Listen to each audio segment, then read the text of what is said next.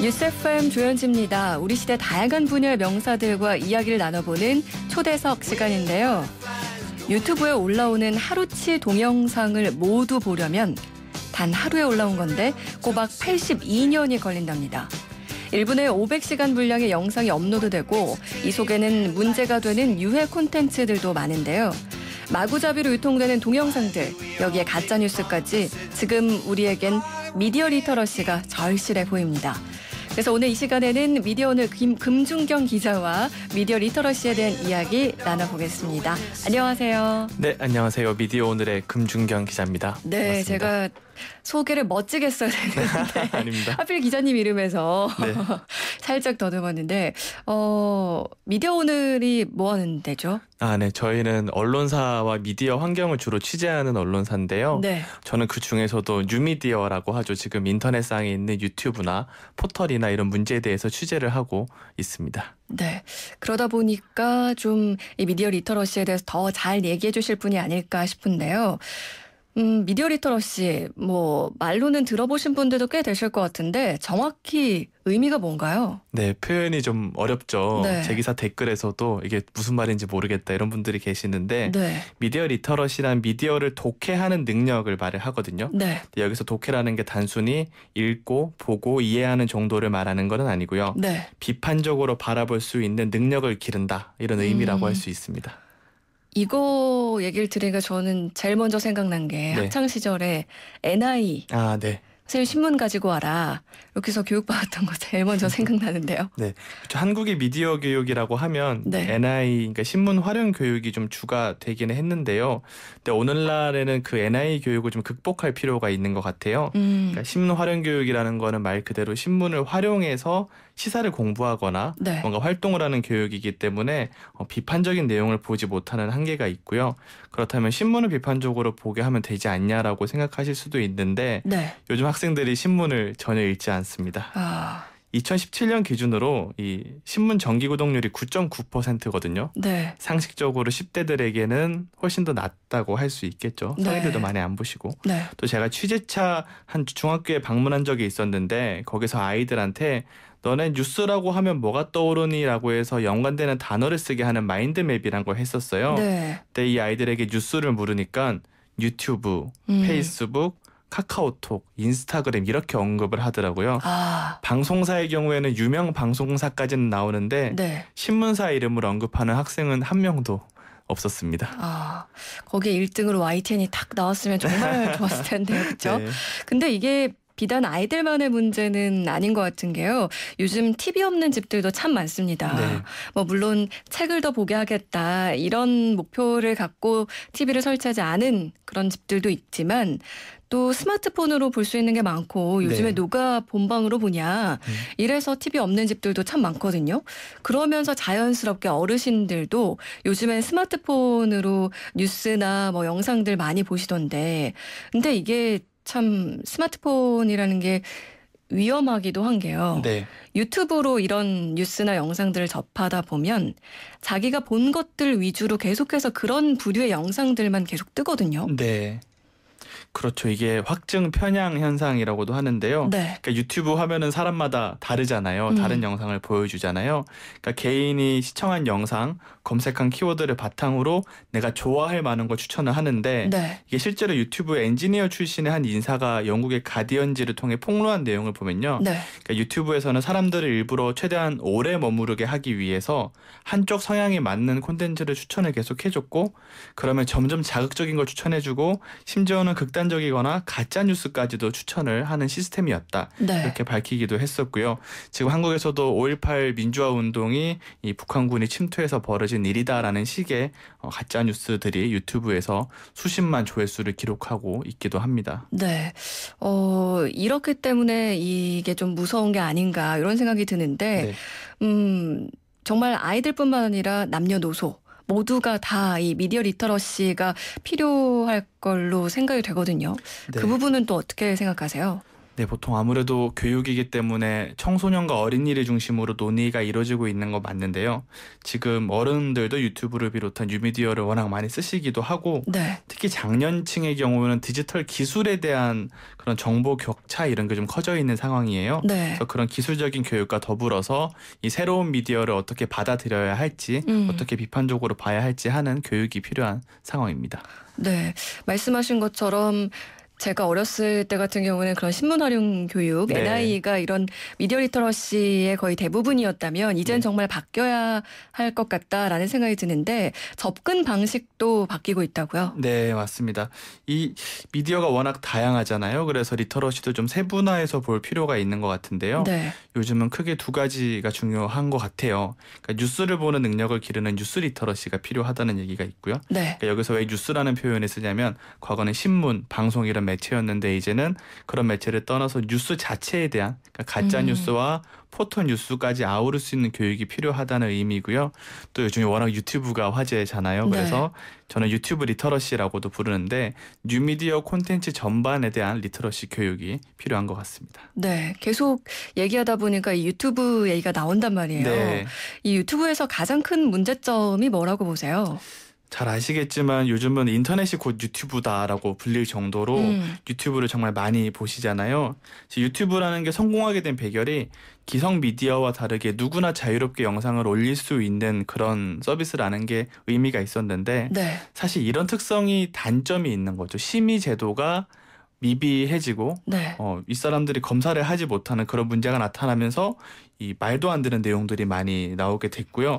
게다가 앞서 설명드린 것처럼 유튜브는 자동화된 추천 기능이 있기 때문에 좋아할 만한 영상을 추천하게 하는 게 점점 더 나쁜 영상, 자극적인 영상에 빠지게 하는 그런 우려가 있습니다. 네. 우스갯소리로 네. 궁금한 게 생겼을 때 네. 유튜브에서 검색을 하면 이제 젊은 층이고 네. 포털 사이트에서 검색을 하면 네. 이미 좀 기성세대다 네, 맞습니다. 이런 얘기를 하기도 하는데 말씀하신 것처럼 유튜브는 누구나 영상을 또 올릴 수가 있단 말이에요. 네. 아이들도 요즘에는 본인이 직접 촬영하고 올리잖아요. 네, 맞습니다.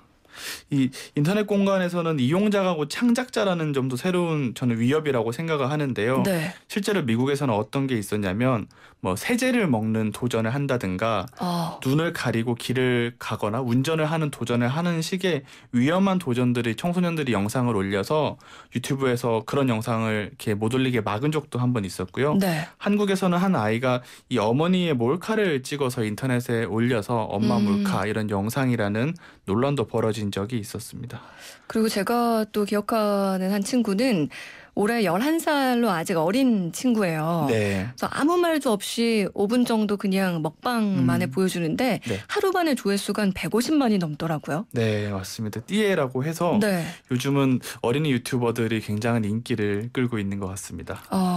근데 이런 걸 보면서 이 친구들이 뭔가 조회수를 높이고 사람들의 관심을 받고 이런 것 때문에 유튜브에 계속 이제 제작자로서 영상을 올리는 게 아닌가라는 네. 생각도 드는데 유튜브가 최근에 이런 어린이 이용자들을 보호한다는 그런 명목 아래 13세 미만 어린이가 나오는 콘텐츠마다 댓글창을 아예 닫아버렸다. 네. 이런 기사를 봤는데 이거에 대해서는 좀 어떻게 생각하세요?